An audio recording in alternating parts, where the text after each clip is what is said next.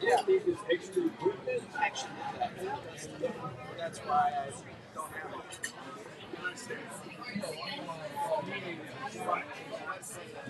No, I don't have a position trust.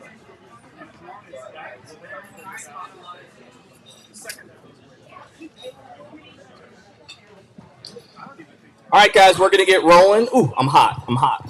A little hot, little hot. If you want to make your way over this way, there might be a couple of seats left, but maybe not many. How many of you, this is your first time ever come into one of these events? Can I see some rookies, newbies? Nice, good amount of you. Good amount of hands. Well, welcome. My name is Don Hill, founder of the platform called Tampa Bay Real Producers. If you're not familiar with our platform, let me give you a very quick synopsis.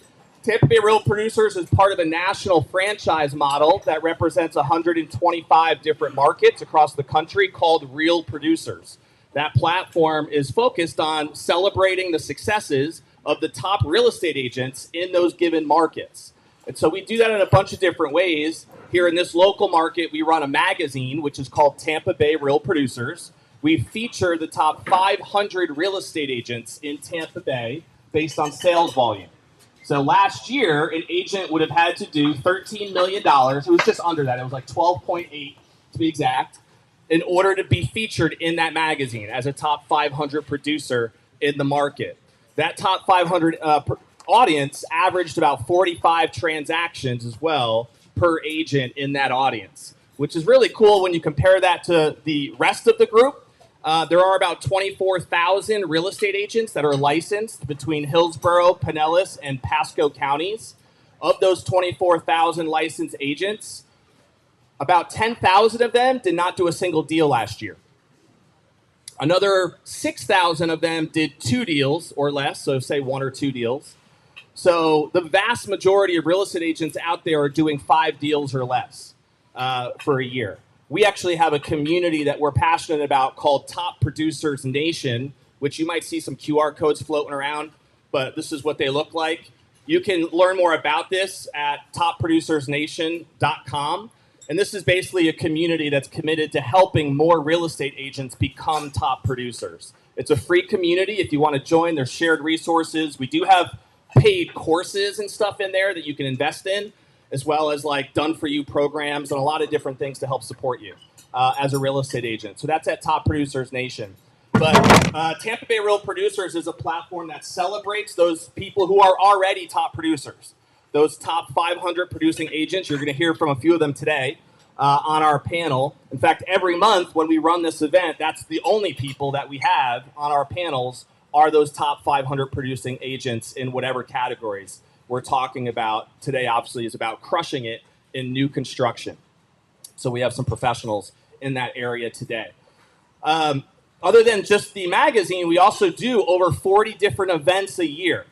This is one of those events. We put on this every month on the third Thursday here at Whiskey Cake. I'd love to give Whiskey Cake a quick round of applause if we could just thank them for what they do.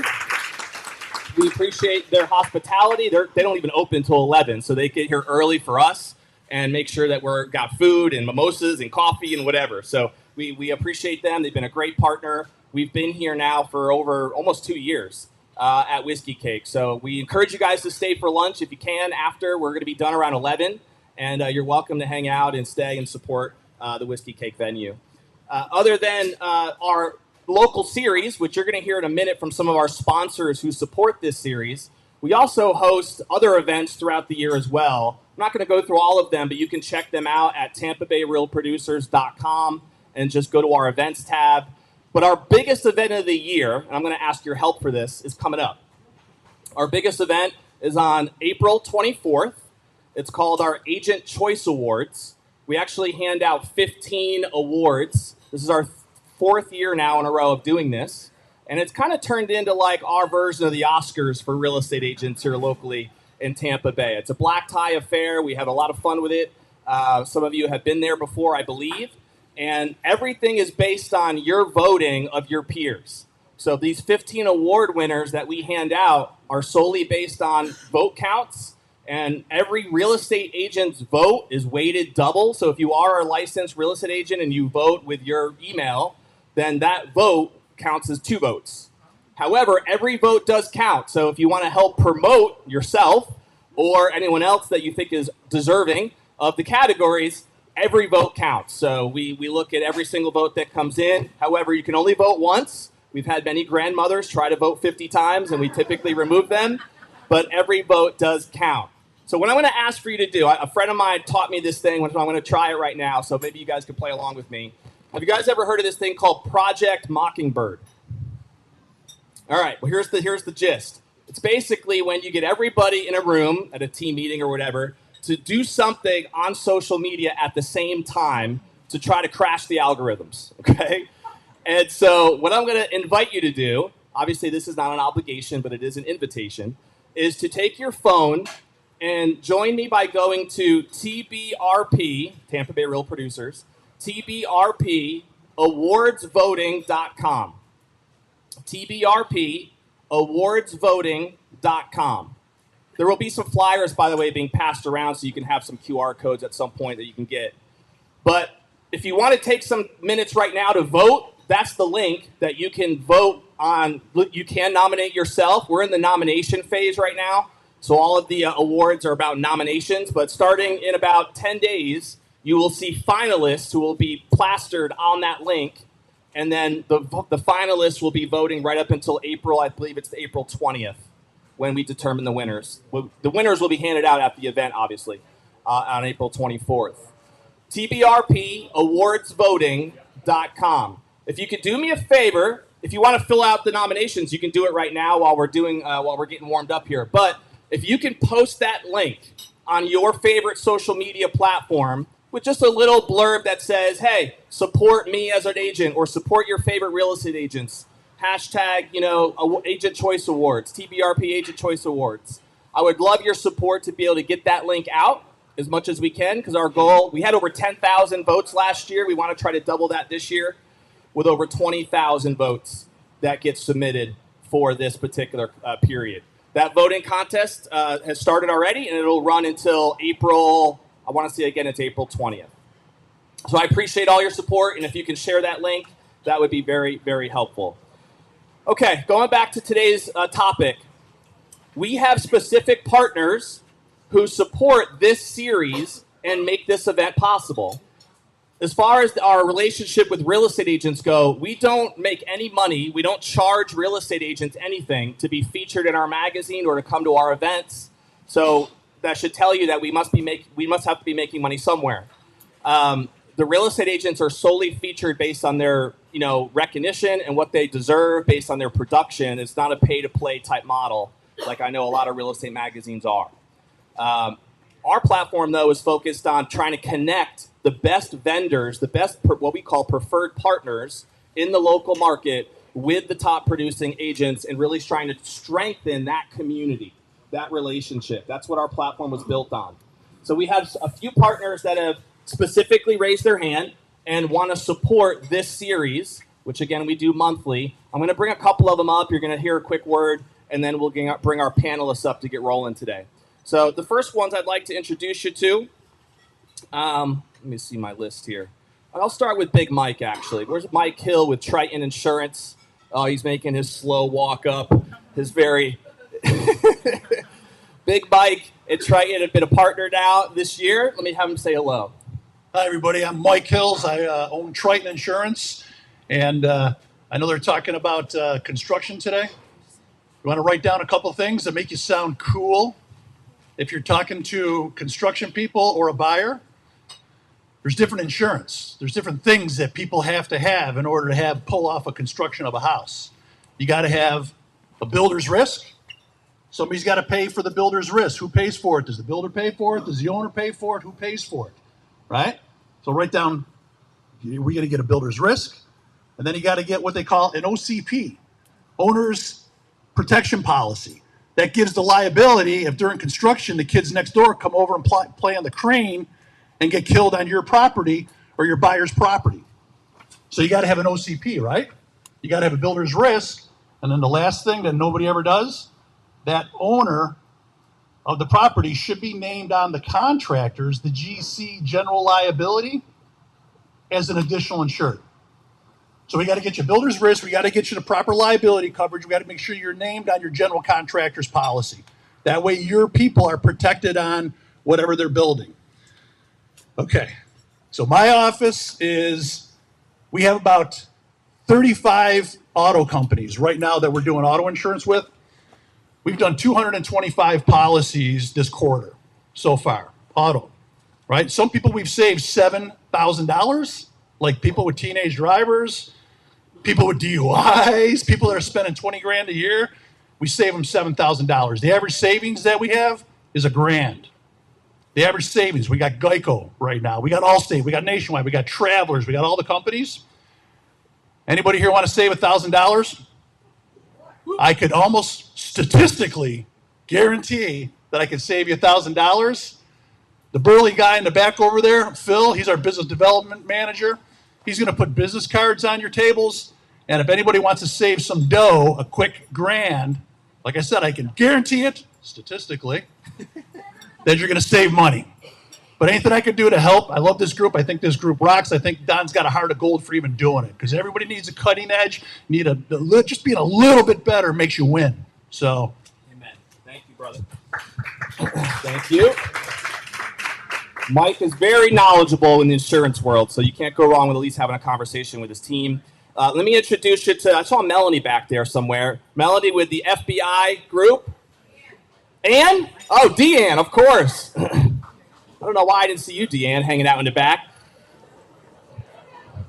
Look how fabulous you look today. Look how fabulous you look today. Thank you. Good morning, everyone. Yes, Deanne with Florida Building Inspections, also better known as the FBI group, but we are the good FBI. Wink, wink. So I'm here to talk to you today about pre-construction because that's why we're here, right? So there's not a lot of inspection companies that do new construction inspections, but we do. We do new construction. In fact, here, can you take one and pass it on? So on new construction, there's 4 phases that goes through new construction. And of course, you can come in with your buyer at any phase, but the 4 phases are the pre-foundation, the pre-lintel, the pre-drywall, and then the final blue tape inspection, which would be when the home is done.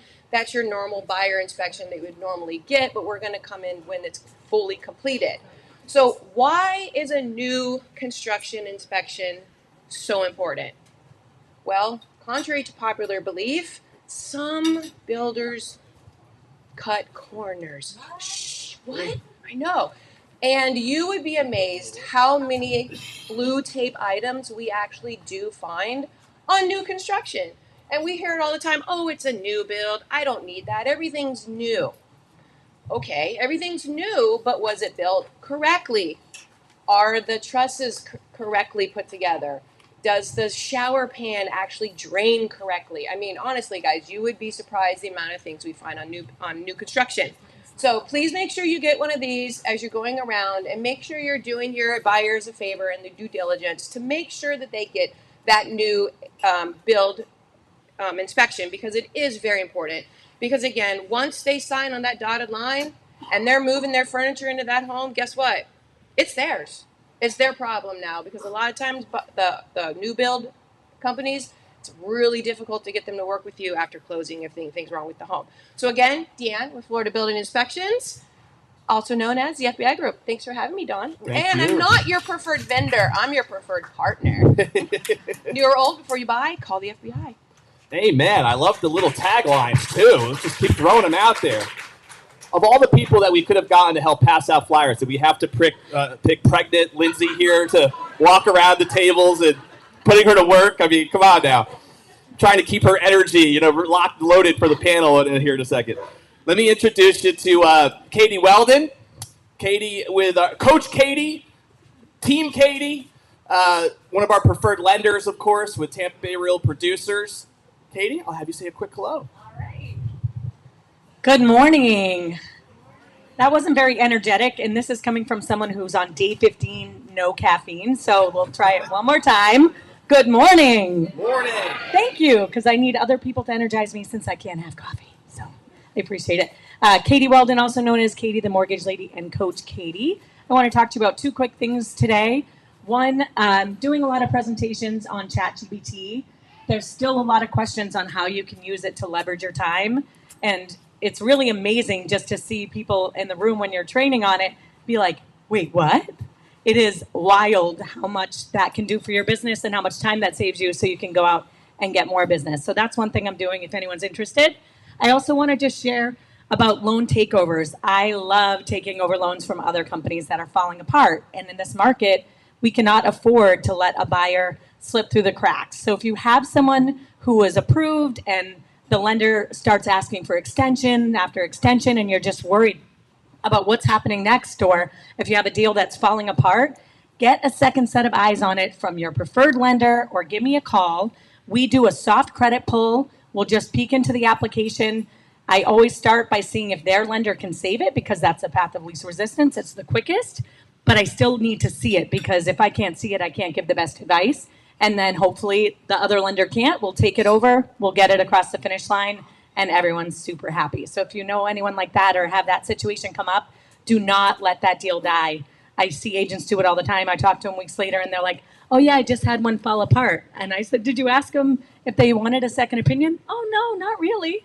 Don't do that, especially in this market. So if you need me, I'm here. I'm happy to help. Katie the Mortgage Lady. Thank you. Thank you. I love the taglines that are easy to remember, right? Katie the Mortgage Lady. How could you forget that? Just jot it down, check it out. You're good to go.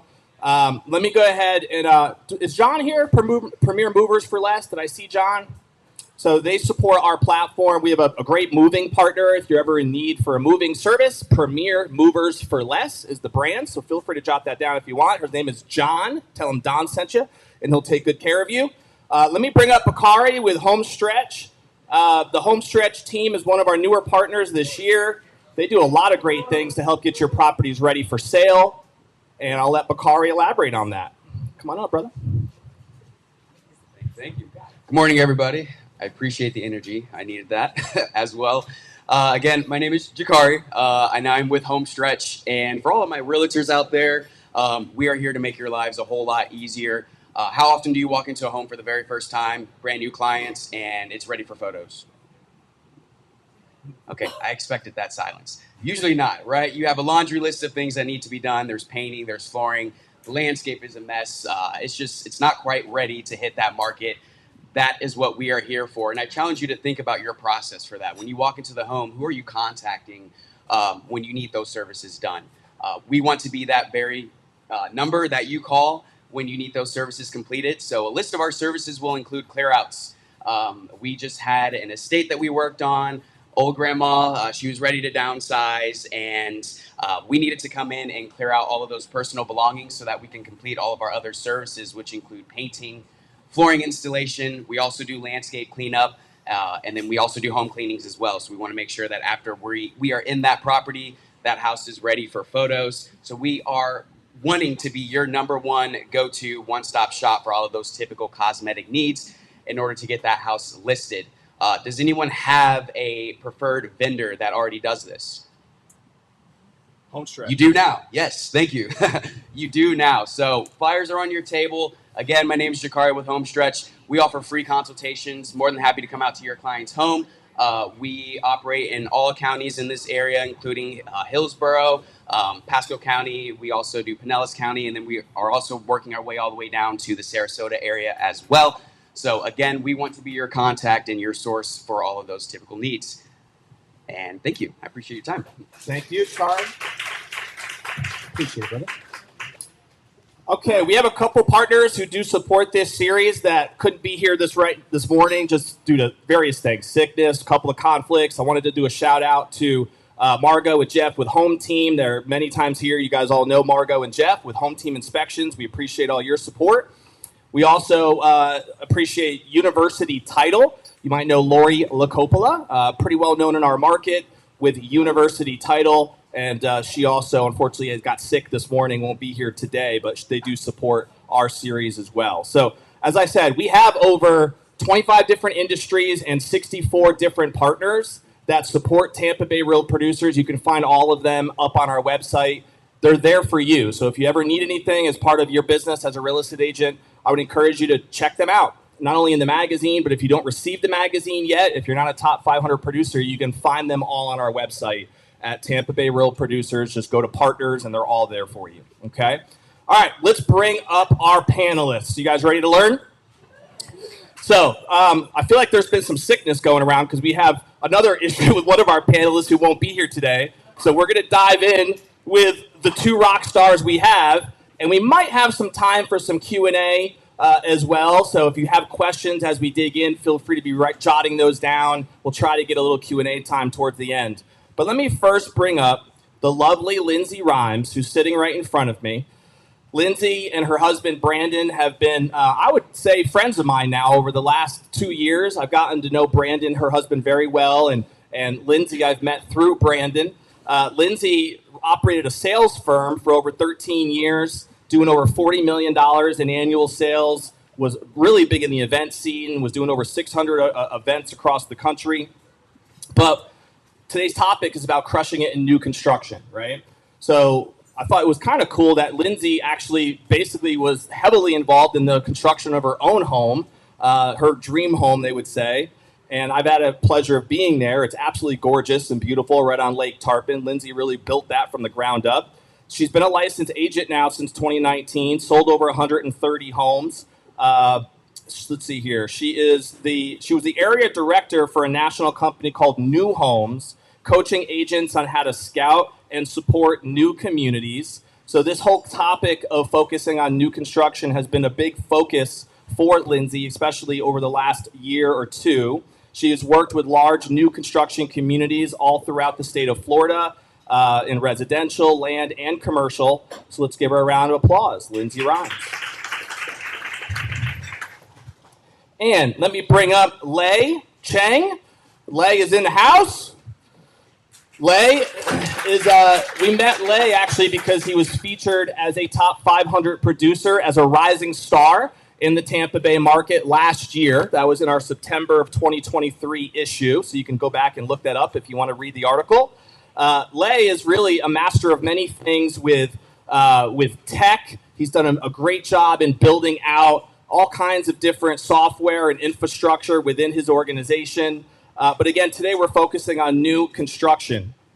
And so this is an individual agent who's done over 25 million. Last year did over 40 million in volume as a producer, but also sold over 400 new construction homes, working with all the names that probably all of you know, various brands, Lennar, D.R. Horton, Pulte, M.I. Homes, Taylor Morrison, Meritage Homes, West Bay, Park Square, Starlight, Mattamy, just to name a few.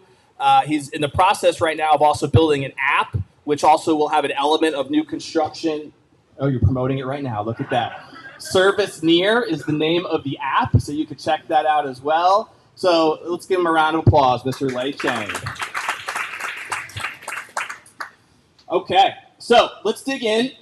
And I guess the first thing we'll start with is just, if if there's anything you feel like maybe I didn't touch on about just your personal experience with new construction specifically, I just want to start there, give you an opportunity to kind of share a little bit about your personal experience in dealing with new construction, the builders, the selling, the buying. What's been your experience like, Lindsay? Yeah, sure. So I spent a lot of time working with medium-sized builders. So builders maybe doing anywhere between 15 to like 150 properties, residences for the year. So not like a Lennar or a Toll Brothers, more of like your independent builder. And with that, I support them as far as sales, marketing, advertising, operations, different things like that, right? Because your Toll Brothers and your Lennar, they have a lot of systems and structure in place for that. Where I come in and where I would coach the agents that I work with is to support those medium-sized builders. So have a little bit of a different perspective than what you're going to get from him.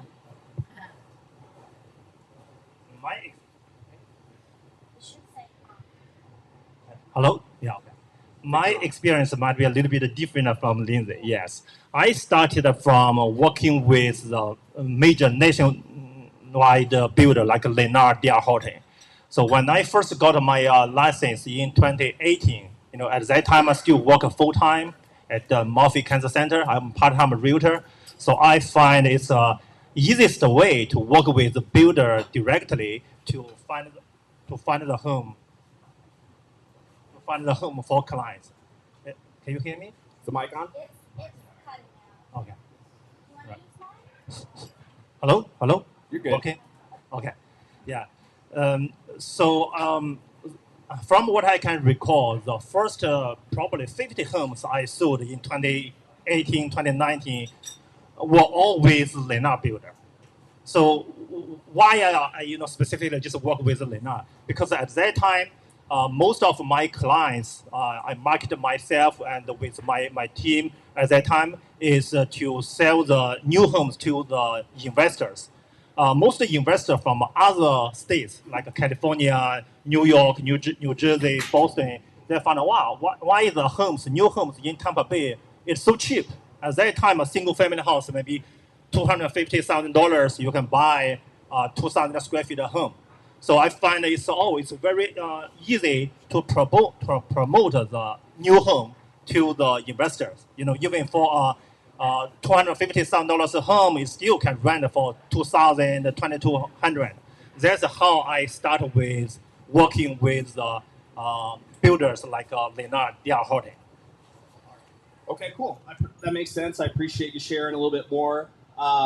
If you could dig in a little bit to some of the reasons why you made a decision to focus on new construction. So,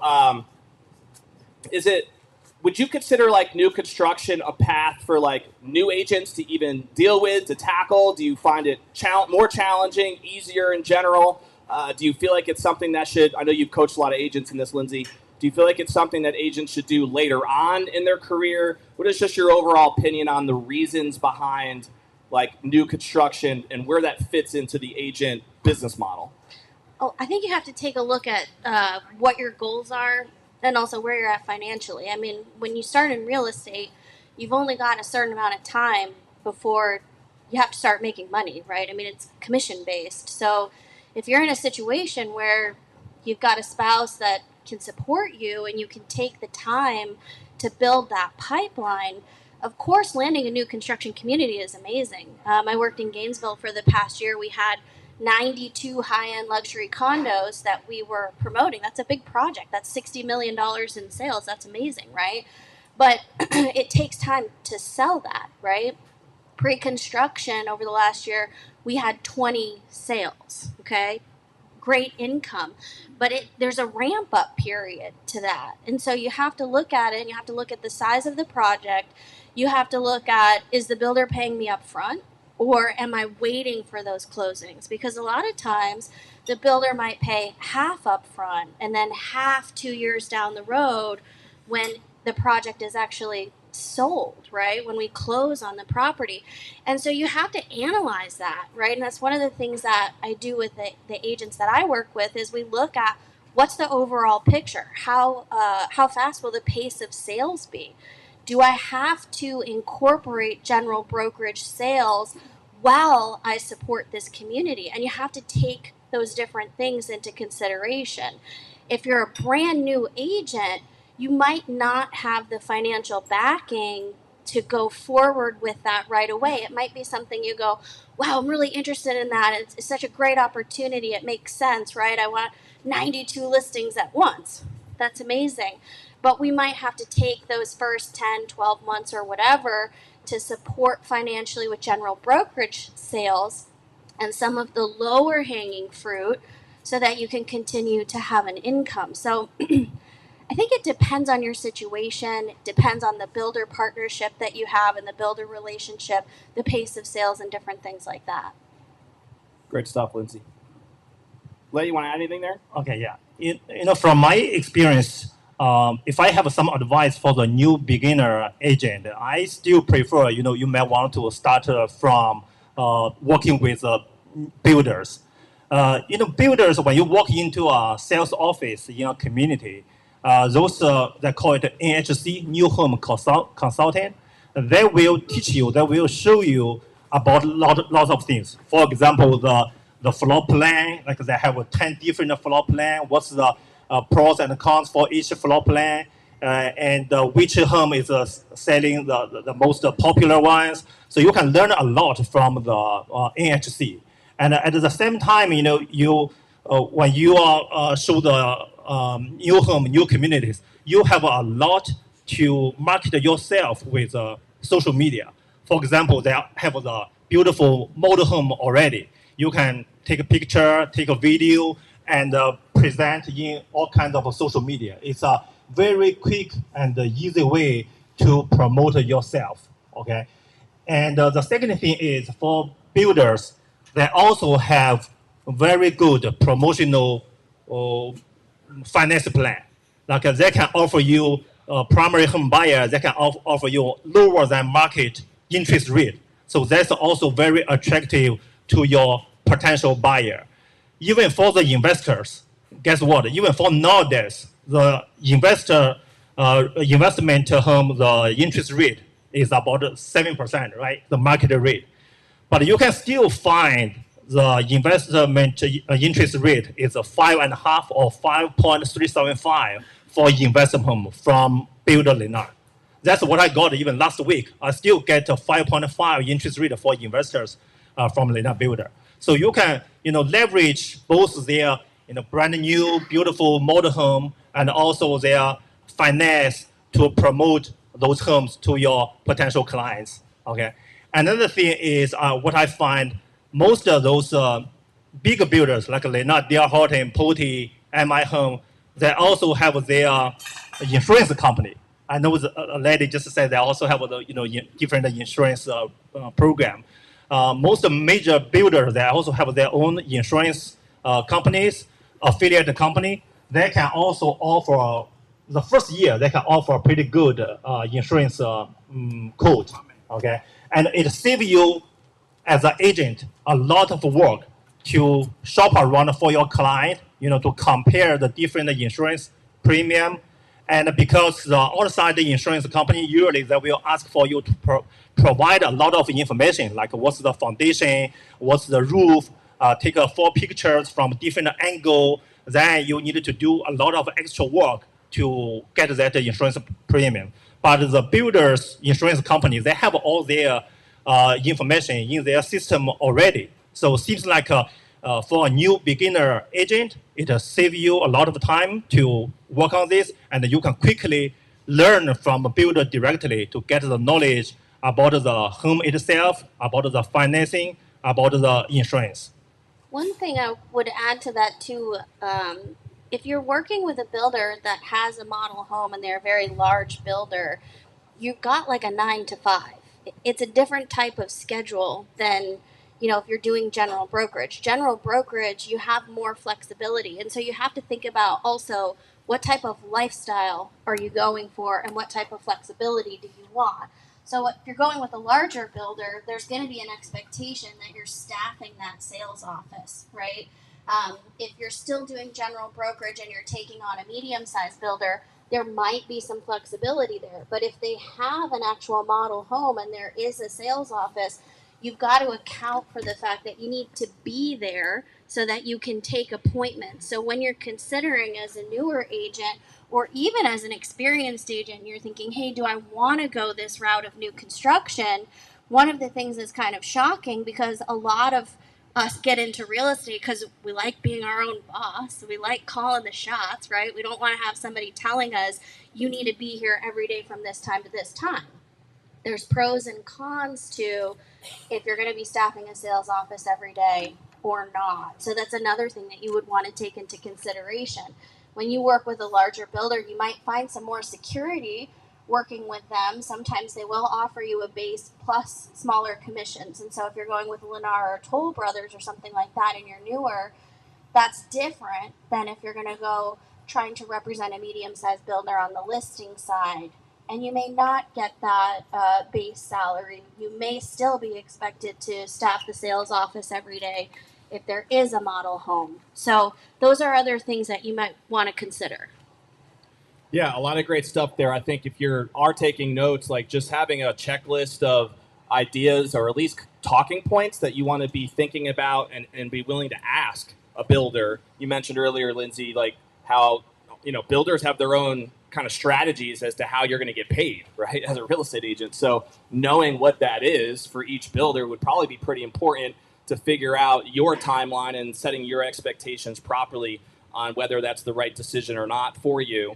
You were just mentioning that the time changed too with the schedule. It made me think. So last year we featured an agent by the name of Bridget Cortez. She's with Smith & Associates. She works at the Aqua location in South Tampa, right off of West Shore Boulevard. And that's what she was talking about. Exactly that point was like she is there all the time at that showroom. And that was kind of what she wanted, right? So it was really a perfect fit for her to be able to operate that way. And she was able to make and thrive in that particular role. I wrote down some of the other benefits you mentioned, the social media promotion content you mentioned, Lay, the insurance benefits that you mentioned. So a lot of good stuff there. I wanted to touch on, you guys have already hit on this a little bit, like the differences between what you would call traditional real estate, let's say, versus focusing in on this space of new construction. So if there's any other differences you want to hit on, we can throw them out as well. But I'm curious, tying into that, like, because there are differences, we've already touched on some of them, do you recommend an agent like doing both traditional real estate and focusing a lot on new construction? Or do you think it's more valuable to focus on, I'm going to really prioritize or specialize in my new construction relationships and have that be my niche that I target? What would you recommend agents do if they're not sure? Well, I mean, I think you have to ask yourself the question, do I want to be a high-level expert, right, in one category, or do I want to kind of do a couple of things good, right? That's the concept. But the sales approach for new construction is different than general brokerage. There's a different type of format for it, and it's not like when you're walking around and you're showing somebody just a residential property or a commercial property. You go out and you show your buyer 3 or 4 different homes. It's not like that.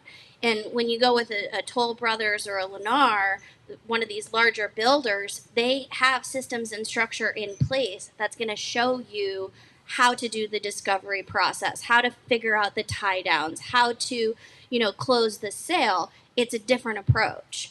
And if you, as let's just say a listing agent, decide that you want to try to scout out some developments and land a new community, if you don't have the knowledge or the experience, maybe you have never worked with a large builder, you do have to have some sort of coaching or training or mentor or something in order for you to be successful with selling that community, because there's a lot of things that go into supporting a new construction community. It's not just the sales aspect, right? We also have to know as a real estate agent, what do we need support-wise, right? Like if I go to general brokerage and I decide I'm going to work with this broker because they offer me all of these different things in support, right? It's the same thing when you start to partner with a builder. What are they going to spend as far as marketing and advertising? And yeah, I can do social media and I can reach out to my sphere, But we also need to do a certain amount of lead generation. We also need to have a certain type of website. We also need to make sure that, we've got a plan for co-op agent interaction. There's all of these additional things that we need to think about. And so those are things that are going to come into play. Lei, you want to add to that at all? Yeah, okay. So for the new home or existing homes, it depends on my clients, what do they want, okay? It depends on the client, is they're looking for primary home or invest home, or they want to stay in a fully developed community, or they want to, enjoy the new community, new home, everything brand new. They don't need to worry about those repairs after they move in. So from what I experienced, when I first meet with my client, or they call me, somebody referred the clients from another state to me, I will ask them, is your primary home, you want to move to Florida, move to Tampa, or you are looking for the investment home? Okay, if they say I wanted to move to Tampa Bay and I wanted to be in a fully developed home, then I will just focus on the existing homes in a very well developed community. But sometimes they will say, okay, I'm retired. I want to be even like 30 minutes away from the downtown area. I'm okay with that. I want new homes, so I don't need to worry about lots of repair stuff. Then I will just focus on the new home in the new community. So it really depends on the clients, what they want. So I will find out what I want to show them, what I want to present to them. Okay, so that's the difference between. Yeah, no, it's cool. There's a different perspective because you heard Lei really come at this more from like a client-focused approach at first, which I think is a definitely a strategy, a good way to go. Like you could be somebody who, obviously in that case, you have to be prepared to be decent at everything, right? Because you never know exactly what that client is going to ask for or going to want. But if you are that consultant in the process and you can put that person into the right situation, then obviously new construction becomes an option, right? But as Lindsay talked about, that was almost an opposite perspective, which was the agent who's like, you know what, I'm going to be the specialist. I'm going to crush it in new construction. I'm going to learn everything I can find out about it. I'm going to master it. And then, of course, what tends to happen if that's the approach you take is you tend to attract the clients and the leads who are going to want to work with you, right? Because you positioned yourself that way, rather than the opposite way. I'm not saying one way is right or wrong, but I think you need to think about which one you want to do and what makes the most sense for you. Lindsay? Yeah, I'll also add, it depends on your personality and your skill set. I mean, I'm always an advocate. You should cater to your strengths.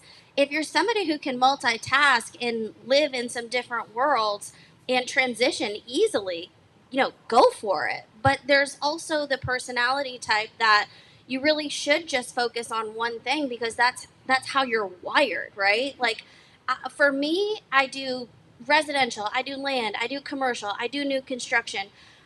My career started owning a sales company for 13 years and I sold a lot of different types of products.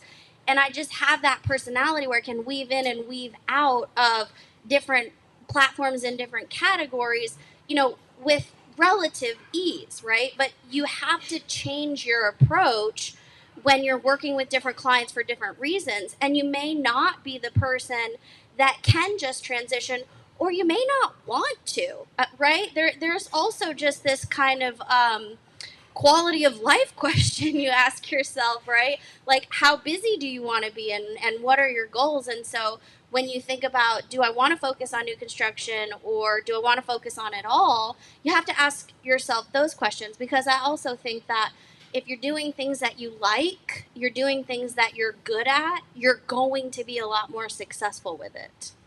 Yeah, that's huge. It makes a lot of sense. And having, maybe that's just work that you have to put in first to identify where those strong points are going to be for you. Do you have something you want to add, or I can switch topics here? I can still add a few more my experience. Okay, for the new home, I still remember when I first started, like 6-7 years ago. At that time, when I have a client fly from another state coming to see me tomorrow, wanted to see some communities, because I was a part-time agent at that time. So I have done lots of homework before their trip to Florida. So I will go before they come on the day before. I visit several communities first, trying to get enough information about the community, the neighborhood, what's the nearest grocery store, what's the school ranking nearby, and do lots of homework first about the new communities nearby.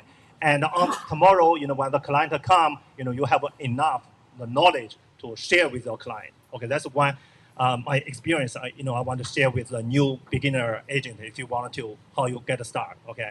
Second thing I want to share is for the existing home, you need to build up your knowledge about the home repair, home remodeling. Many times when you make the offer with for existing home, okay. So during the inspection contingency period, after you receive the inspection report, you need to have some knowledge, to understand like how much effort, how much it's going to cost to repair something.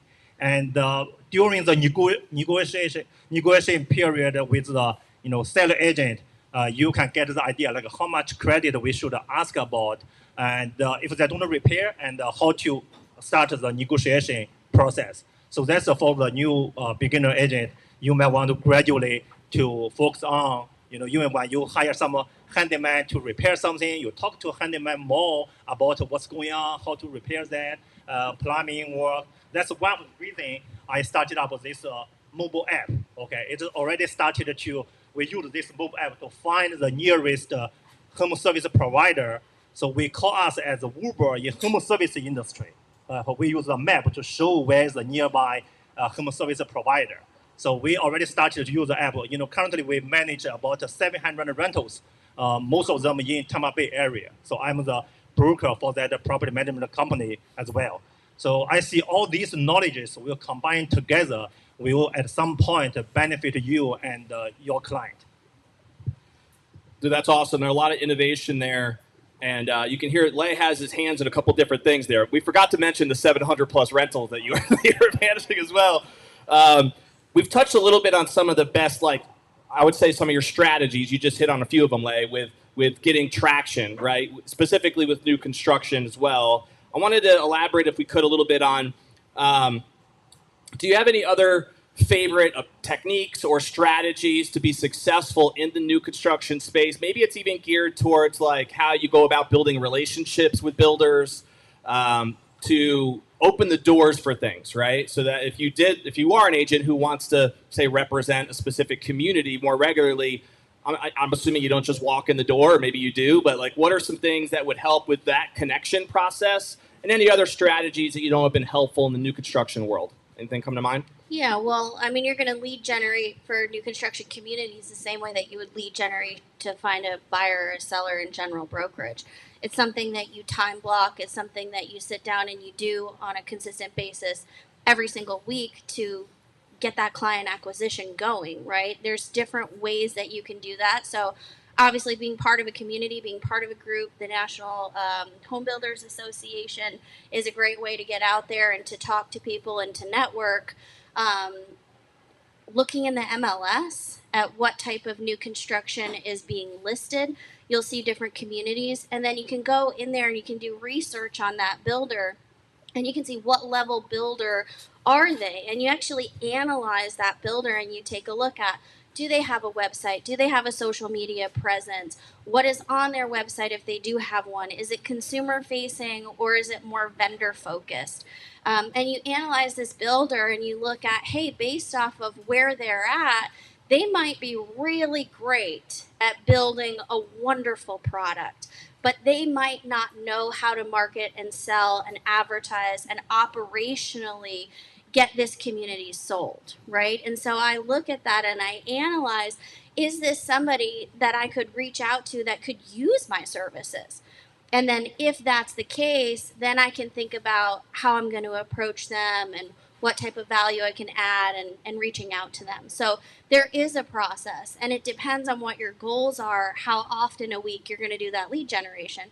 Same way as general brokerage, right? If we want to have a certain amount of closings this year, we need to do a certain amount of lead generation every week to get a certain amount of appointments every week to get those closings. So it's the same system. It's the same similar approach.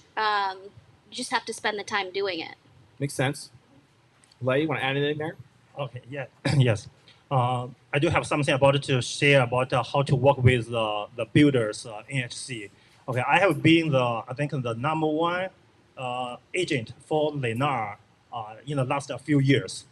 When I first started with, I figured out when I go to walk into a community, then usually they have 3 or 4 NHC sitting in one office. For Lennar builder, they can cross sell. One salesman in one community, they can also sell the homes in the different community. Like a Lennar builder may have 30, 40, 50 communities in the entire Tampa Bay area, Lakeland area. But one salesman, usually they can sell most of those communities, okay? But for DR Horton, it's different. So if for the salesman in this community, they can only sell the homes in that community. So you need to understand, to learn each builders the different way they do business, okay? For Lennar, I want to point out one lesson I learned is about your loyalty with your partners from Lennar's NHC, okay? Because they can sell most homes in every community. And at that time, most of my clients are investors. Investors, most likely they want to look for some promotion deals, some with good incentives. And for builders, every month or every quarter or at the year end of their fiscal year, they always have some promotions. If you just focus on working with one or a few builders sales, they can keep remember you. Oh, they know this guy has a client. It's very easy to communicate. They will keep sending you some promotion deals. Whenever they have a deal, the first one in their mind, oh, Lei Cheng might have some clients. So you build up some relationship and loyalty with some HC. You will see gradually, year by year, you will be their number one person that will reach out whenever they have some deals like come back to market, which means the current buyer contract fails the finance, and then they need to put this home back to market and want to sell quickly. So if you build up those connections, they will reach out to you right away, even before this one post into MLS, or you already know there's a deal over there. So that's my recommendation to some of the new agents. You gradually build up your connections with the people you think you are easy to get along with, easy to work with. I remember back to 3-4 years ago, the Lennar sales I work with is also the number one Lennar sales. I think they have 60 to 80 sales in the entire Tampa Bay area. He sold about like 150, 70 homes in that 1 year. But just myself, I have done probably about 70, 80 deals in that year with that one person, with that one NHC. And at the same time, I also work with the most productive mortgage guy from Lennar or DR Horton. When you work with different people, you will see their work style. If they respond quickly, if they have enough knowledge to cover the questions from my clients, and you gradually will figure out, oh, who is the one I want to build my relationship with. Then next time, whenever I have a client with the finance mortgage needs, okay, I request, okay, I will use this guy's mortgage service directly. So year by year, you build up your small network. I feel like it's will be more efficient to get things done. I can add something. Go ahead, So Lindsay. that was something that was really fun for me when I got involved in new construction.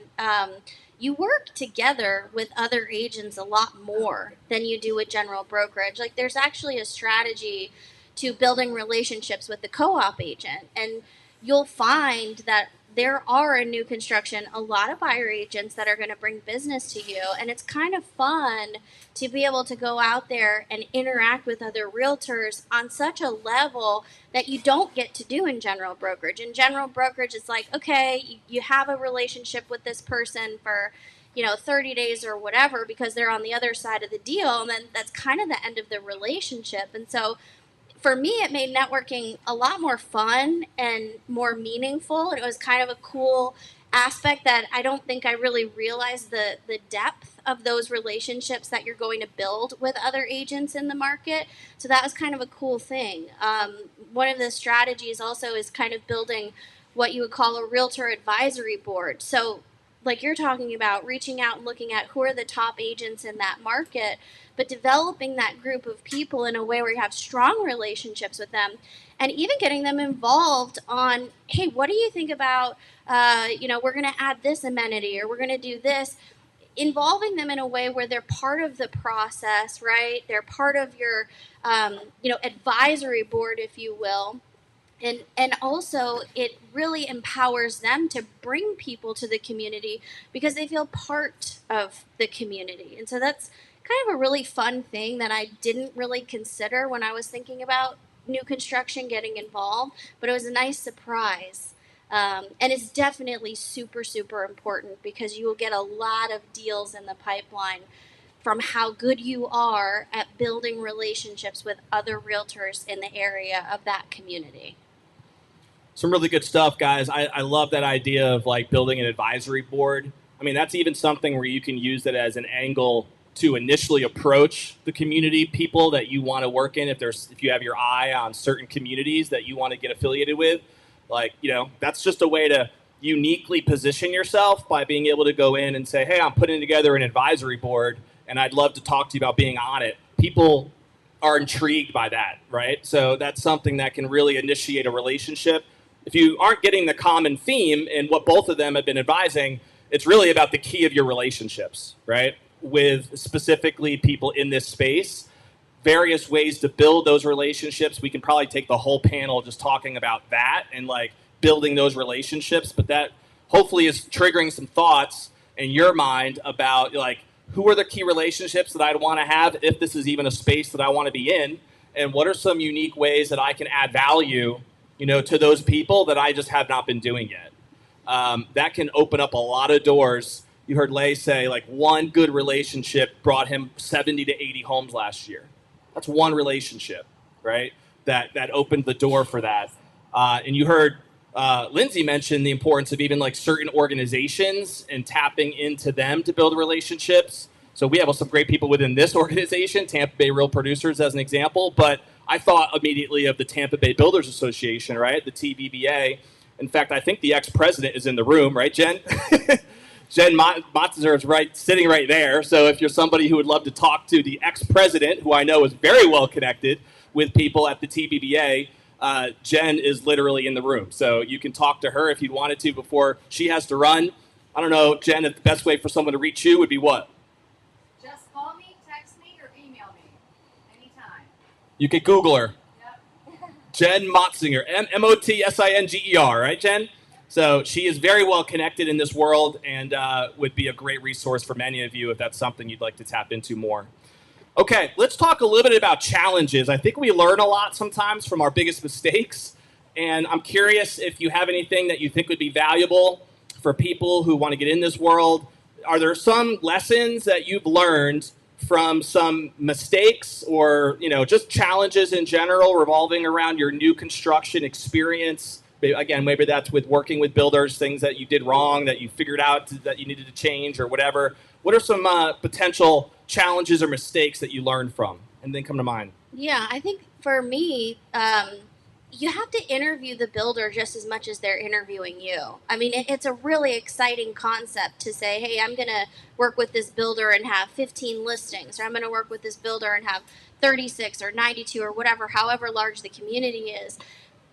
The challenge is if you don't analyze and interview them and understand what type of support and what type of budget they have to support you as the person running the project from the sales perspective, you could get yourself into a situation where you're spending a lot of time and effort and energy into this project, which is very necessary for it to be successful, but you might just not be set up for success. So part of it is understanding what questions do you need to ask, what ways do you need to be supported, knowing those ways so that you can be set up for success. And just, do you have a good partner? Your builder is your partner. That developer is your partner in this. And you want them to be successful and you want to be successful. And so you have to analyze that and you have to look at, is that on the table or not? Because if it's not, you're going to waste your time and you're going to waste their time. Good stuff. I don't know why we always go Lindsay first, right, Lay? Because he's a huge. No, believe me, I know why. I'm just joking. Go ahead, Lay. My experience with new homes, the challenges, not during the selling process. Okay, before closing, like everything seems smooth, perfect. Everybody is nice. The sales always respond quickly.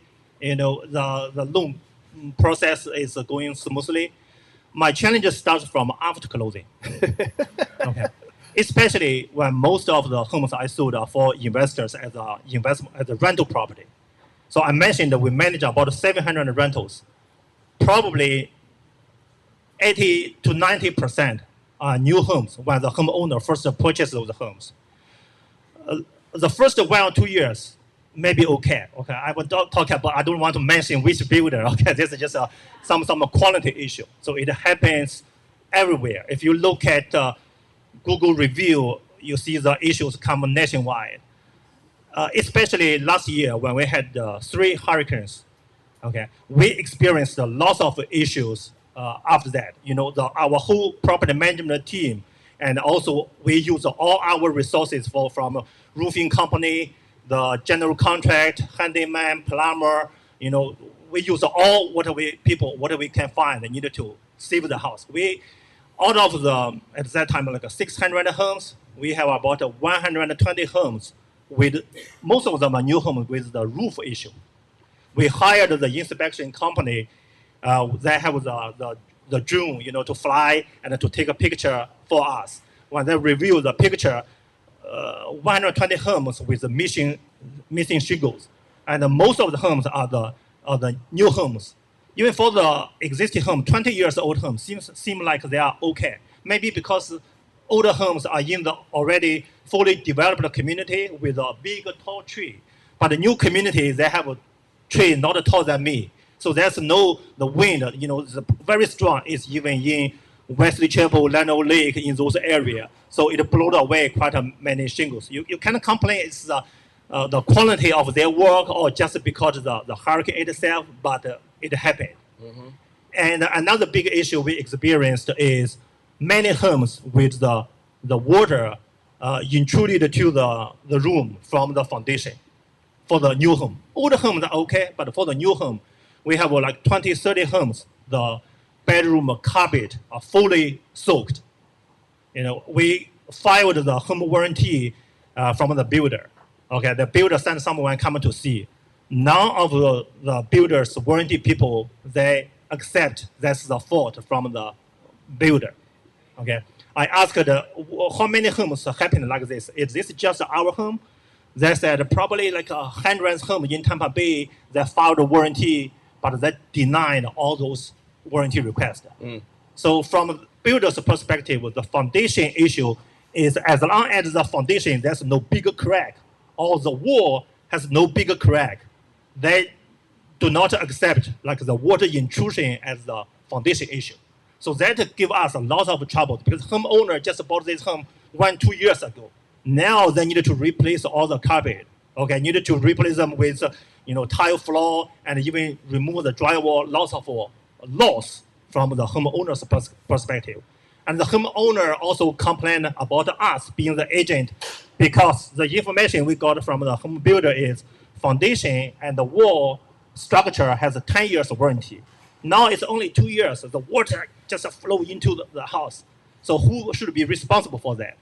So it turned out I even asked the whole street because when I walk on the street, the neighbors, they complain about the same thing. So has that changed in any way, Lay? Like the way that you have conversations with your builder connections now, like in advance to try to set those expectations about what will happen in this situation, that situation? How do we deal with it here? Like, has that changed how you approach that at all?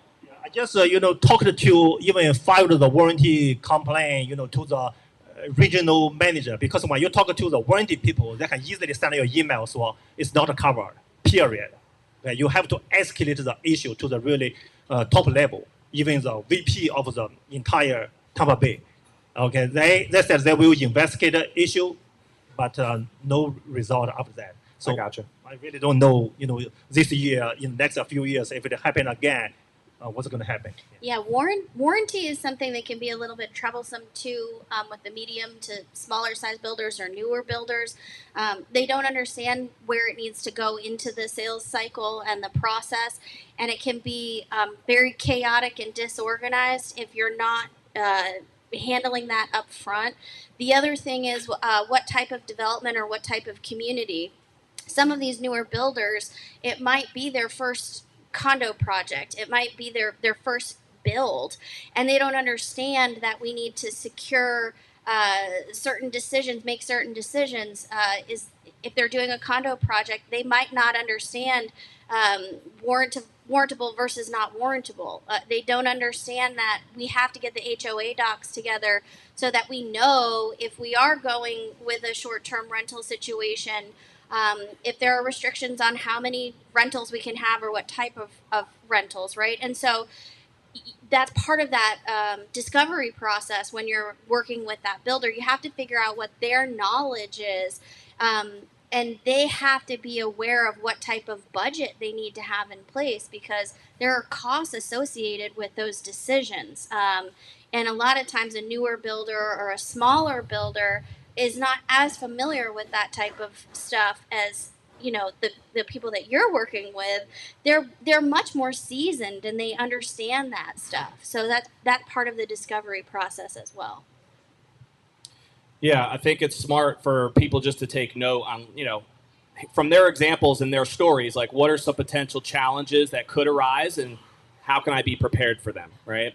And thinking about that in advance so that you're the professional that has the answers and the solutions and you're not shocked when things go off the rails. And hopefully we can learn from that. I appreciate both of you sharing. I also like Lindsay's point about taking the time to interview the builder as well and positioning yourself in a position of authority, because there's a lot of power in that. And ultimately, you bring a ton of value to that relationship. So there should be a mutual respect there, and that interviewing positioning is the right way to go. We have about 5 minutes left, so we're going to hit on this one here.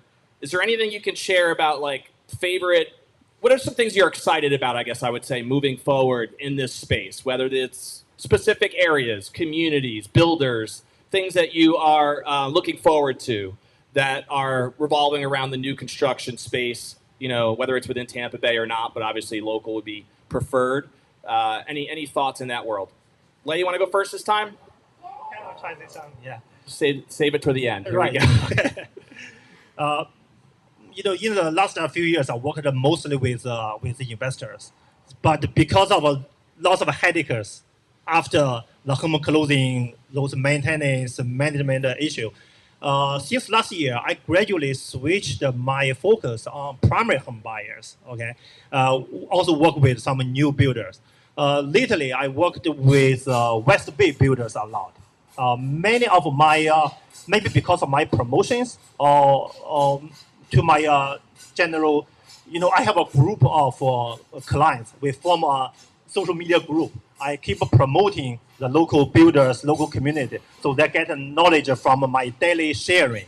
Once they are ready to move to Tampa Bay area, they have some knowledge about the community or builders already. So recently I worked with West Bay builder a lot because I like their design, their floor plan, and their exterior, they like the rock, the stone decorations on the wall. So that's somehow I gradually feel like, many primary because I promoted both like West Bay, Lena, D.R. Horton, and my home, Poti, all kinds of builders' homes.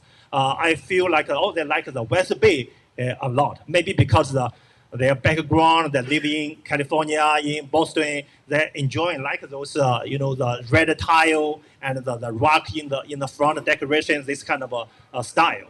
So that's how, gradually you work with them, you build up, they like this, I want to promote more about that builder to the primary home buyer. Yeah, I have already closed some deals and even Next week we'll close another one with West Bay. So that's I think I enjoy doing that.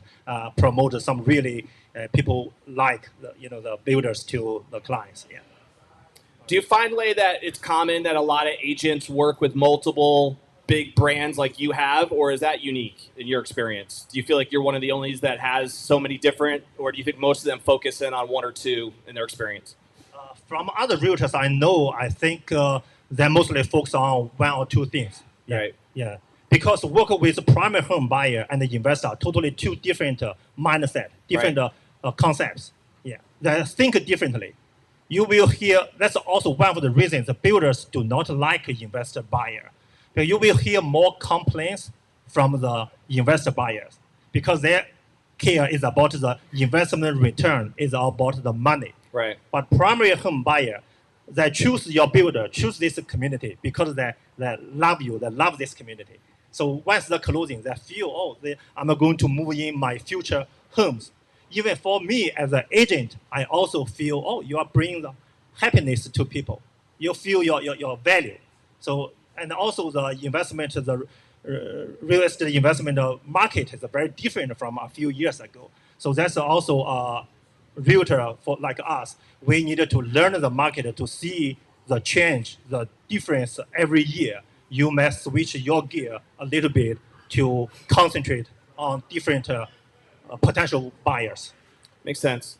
Lindsay, anything you want to add here? Yeah, so I like the community and the collaboration, which I kind of talked a little bit about, just being involved in building relationships in different ways with real estate agents in new construction is fun for me, and it has a very different feel than general brokerage. So I've loved that aspect of it. I'm excited about that aspect of it.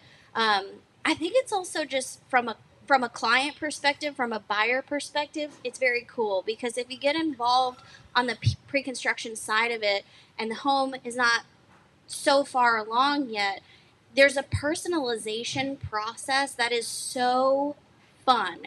When you have a client come in and you're helping them pick out all of these different finishes and doors and their options for lightings and upgrades, and I love that personally because I love design. I built and designed my own home. I think that's very fun. I have a creative aspect in my bones. And so that's very exciting for me. Even in general brokerage, when I was doing general brokerage before I got involved in new construction, I would work a lot of times with my clients to take their home once they purchased from one style to a completely different style. And it's not something I'm trained in. I just like it. So it's very fun for me. So I like that aspect of it. I love that they have a brand new product. Not all builders have the same quality, so it's not blanket that you're going to get an amazing product, but there are a lot of really great builders out there building really good products right now. And I love the security for the most part that somebody has, a buyer has when they walk into that home and things are new and it's more energy efficient, and there's just a lot of perks and benefits to that. And so I think it's really cool for the industry. I think it's trending in a direction, especially in our areas where there's a lot of action in the new construction industry. And so I think there's a lot of potential and a lot of opportunity with that. And so I'm excited for all of those reasons. I love it. You guys gave a ton of value today. Let's give them a round of applause. Thank you for being here. We're pretty much out of time, so if you have any questions, I think both of them are willing to hang out for a few minutes, so feel free to bombard them if you want when we finish up here. I just had two last things to throw out there. One is, I mentioned earlier, our Top Producers Nation community. Starting on April 1st, we're going to be running a weekly training call. So if you liked this type of content, which was just training content, every week, Tuesdays at 12 o'clock, I'll be interviewing a top producing real estate agent about their best practices. What makes them, what do they think they do great at, right? And so every Tuesday at 12 o'clock, that will be on within our community. You do have to join the community, which is free, in order to get access to that. But it's a Zoom link that you would get. So just go to topproducersnation.com, and then you'll see how you can join. You'll get an email when you click to join, and then the email will give you the instructions on how to join, okay? And then within the community, you'll have ongoing opportunities that I mentioned earlier. But the big thing that I'm excited about are those weekly calls. I feel like they're going to add a ton of value. In fact, Lay is going to be on one of those calls in April as well, digging into some other topics. We have some great people who have already agreed to be on the calls: Tony Baroni, Andrew Duncan. Oh man, I have like 6 or 7 who already volunteered in the month of April. So